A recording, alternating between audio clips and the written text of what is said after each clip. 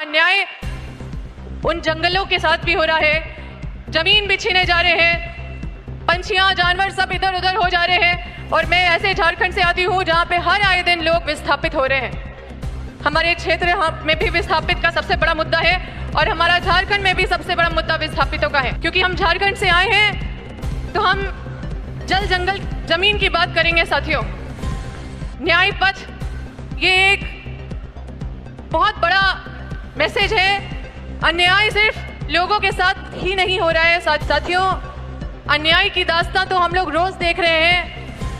हर आए दिन कुछ ना कुछ सुनते रहते हैं, हर आए दिन कुछ ना कुछ देखते रहते हैं। और यहाँ भी कई वक्ताओं ने अपने अपने राज्य की अन्याय की दास्तां यहाँ पे मंच में रखा है। मैं बहुत सौभाग्यशाली हूँ जो मुझे इतने बड़े मंच से बोलने का मौका मिला। मैं अपने लीडरशिप को, हमारे यूथ आइकन, हमारे लीडर श्री राहुल गांधी जी, हमारे कांग्रेस प्रेसिडेंट मल्लिकार्जुन खड़गे जी जो अभी नहीं है, और हमारे मंच में उपस्थित केसी वेणुगोपाल जी और तमाम लीडर जिनको हम लोग फॉलो करते हैं, जो हमारे अभिभावक के मंच में विराजमान हैं, आप सभी को तहे दिल से आभार व्यक्त करते हैं। आप हमारे मार्गदर्शक हमेशा बने हैं और ये शक्ति के साथ जो हम लोग कांग्रेस पार्टी में जिस विचारधारा के साथ खड़े हैं, क्योंकि हम झारखंड से आए हैं तो हम जल जंगल जमीन की बात करेंगे साथियों। न्याय पथ ये एक बहुत बड़ा मैसेज है। अन्याय सिर्फ लोगों के साथ ही नहीं हो रहा है साथियों, अन्याय उन जंगलों के साथ भी हो रहा है, जमीन भी छीने जा रहे हैं, पंछियां जानवर सब इधर उधर हो जा रहे हैं। और मैं ऐसे झारखंड से आती हूँ जहाँ पे हर आए दिन लोग विस्थापित हो रहे हैं।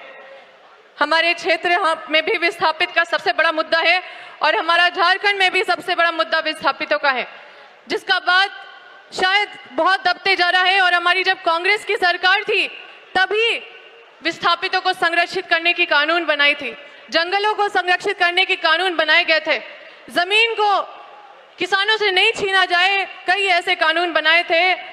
वाइल्ड लाइफ को बचाने के लिए कानून बनाए गए थे जो आज पूरी तरह से ध्वस्त हो रहे हैं। ये अडानी अंबानी बड़े बड़े प्रोजेक्ट लेके आते हैं हमारे झारखंड में और विस्थापितों को यहाँ से वहाँ कर देते हैं।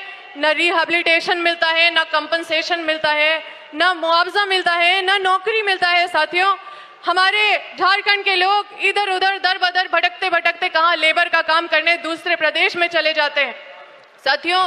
अगर हमारे राज्य के बच्चे अगर इसरो में काम करने के लिए बाहर जाएं, अगर पायलट बनने के लिए बाहर जाए तो समझ में आता है, लेकिन अगर अपने परिवार को छोड़ के 5-10 हज़ार की नौकरी करने के लिए बाहर जाएं तो उससे दुर्भाग्य कोई भी बात नहीं होगी।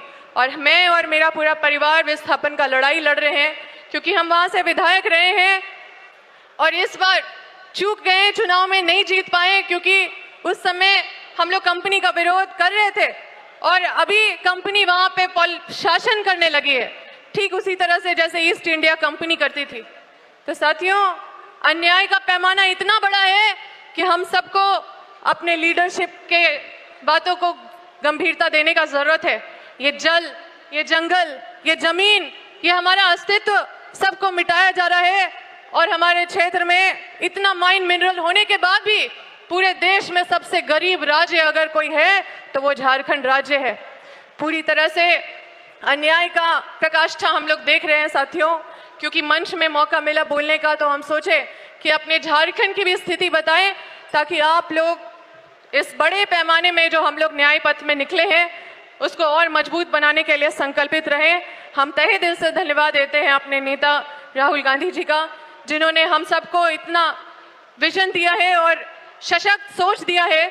और जिस तरह से संविधान खतरे में है, इतना बेबाकी से हर वो मुद्दे को उठाते हैं जो शोषित, वंचित, पीड़ित है, वो सुनते हैं तो उनके अंदर एक आशा, एक उम्मीद बची रहती है। और इसी आशा उम्मीद को हम लोग सब मिलके संकल्प लें और इस संकल्प में आगे मजबूती से बढ़े। मेरी सब इस परिवार को शुभकामनाएं हैं और तहे दिल से धन्यवाद देते हैं अपने लीडरशिप को। धन्यवाद।